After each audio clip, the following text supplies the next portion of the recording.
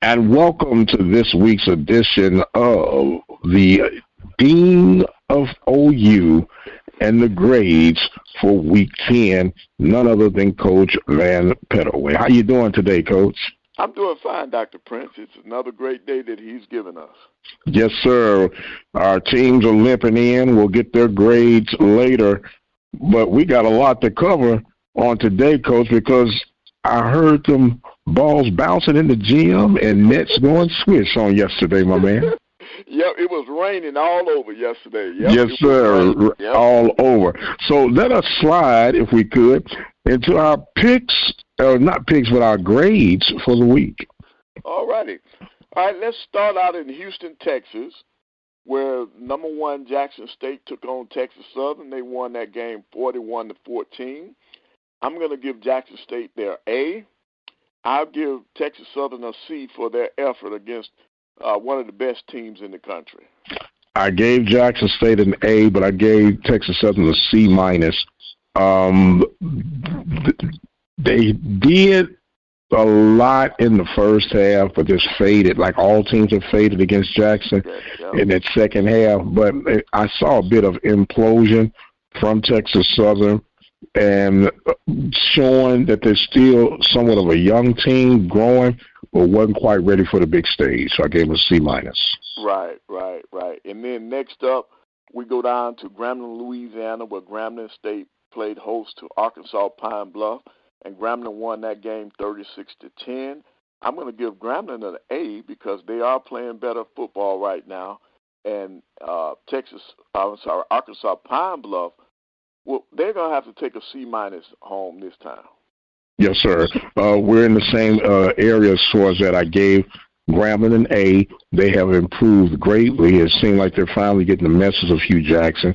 I gave the Golden Lions a C minus, because they're still trying to find their way, but they're under the interim coach, and they did show some sparks of improvement. But once again, they're preparing for my Panthers this week, man, and I hope they don't get it all figured out to keep delaying our Western Division title. Yep. And then next up, we're going to go down to Florida to Daytona Beach, where Bethune-Cookman played host to Alabama State for homecoming. Alabama State won that game 37-22. I'm going to give Alabama State an A because they're playing fantastic football down the stretch. And Bethune-Cookman, homecoming, they'll get a C. We can't fail them. They'll get a C. Yes, sir. C plus for Bethune-Cookman. They've been playing some tough games, man. And I feel bad for Coach Sims and the Wildcats because their record does not indicate how well and hard these guys have been playing all season long. And I do agree that Alabama State going into hostile territory, homecoming to be exact, and I give a little extra bonus points when they go in at homecoming and defeat the team. So I gave them an A as well, Coach. Oh, okay. And then staying in the state of Florida, we go down to Tallahassee, where Florida A&M was hosting Southern, and Florida A&M won that game 30-16. Florida A&M gets the A, and I'm sorry, Southern. Southern has to get a D from me this time around. I just thought that this Southern team would play better football. I thought this was their year. Well, Coach, I gave them a C minus, which is close to that D, and I did give them a C minus because Florida A&M, they've been playing exceptional ball. They started out slow out the gate, and I was expecting so much more from them. In fact, I had them picked to win the East this year in spite of what Jackson had returning. But now they're starting to play that ball that I thought they would be playing out of the gate. I gave them an A as well, defending the home territory. And referring back to Southern, it is somewhat disappointing that they have not finished the way they should. They lost some key games, and the one that stands out the most still is the loss that they had to Texas Southern. To get shut out like that and to be dismantled by Jackson State are not indicative of what you were used to seeing from the Southern University squads. Right. All right, and then finally, we had a game on Thursday night where my Bulldogs of Alabama A&M went down to Itta Bena, Mississippi, and they came up on the short end of the stick. Mississippi Valley beat them on national television 30-20. Valley gets that A for winning their first game of the season. And I have to give my Bulldogs a C-. I'm not going to fail them. I'm going to give them a C-. Okay. I gave Valley an A+ because it was their first game, and they're the underdog every week, it appears. But the fact that they were at home and they played they were the only show in town on that Thursday night, I gave them an A+ for the efforts. And Coach Dancy, we talk about it all the time, how he's working so hard with so little resources. I gave your Bulldogs a C-. A game that on paper you look at that they should have won. Oh, yeah. And I say that very loosely because my Panthers yet have to play these Valley Devils at home again. So, Coach, I'm over here nervous, man. You know, and look, they look at the games on paper, but you got to look at it like, I don't know. You got to play them out. So I gave a C- and an A for the old Valley Devils, sir. Okay. And then the final game of last week was your Prairie View Panthers. They played at home. They hosted Alcorn State. Alcorn came in there and came out with a 23-16 win. I'm going to give Alcorn an A for their effort, and then I'm going to give your Prairie View Panthers a C-. I gave them a C- as well. Disappointing loss. The fact that you were at home and you could seal this thing at home, very, very, very disappointing. Got to give credit to Alcorn. I gave Alcorn actually an A+, Coach. And I gave them an A+ because they came in with a lot of baggage. They played through that baggage. They overcame. Now, it was a very competitive game and a good game from beginning to end. But the Braves took advantage of opportunities late in the game to steal the win. They stole that win and technically keeping hopes alive for a Western Division title.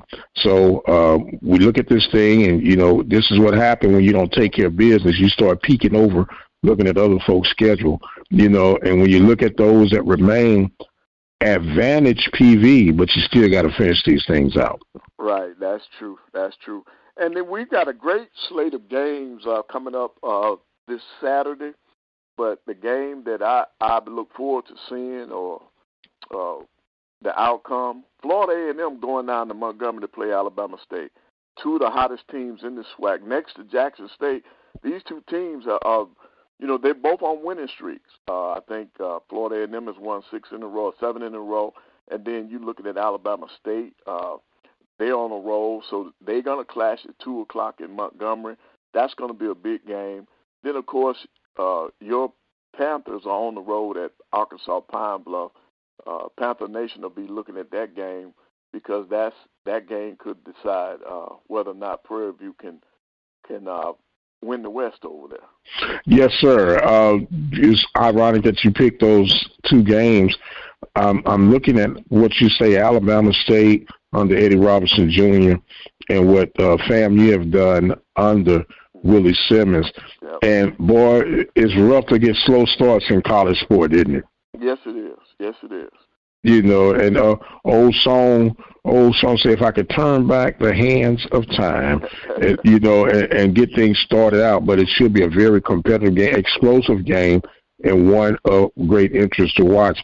And, of course, I won't say all eyes, but PV eyes will definitely be in Pine Bluff, Arkansas. One thing that was ironic about this week's games, Coach, all with the exception of Grambling, Texas Southern, are 2 p.m. kickoffs.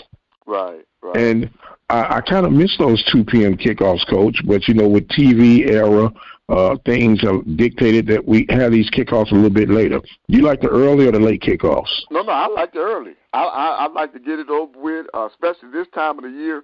You want to play early because it is in terms of heat, this is when you have the best temperature. You know, you don't. I know here in Huntsville, that temperature is going to drop. So anytime you can play in the heat of the day is better, I think, for our people and for our players. Okay.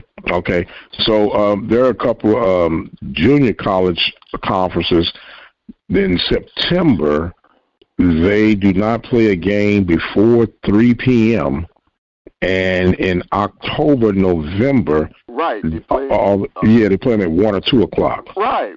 So because if you get better weather that time of the year, and I know, Alabama A&M is playing Jackson State in Mobile at 4 o'clock. It's going to be cool down there. It's going to be cool in Mobile.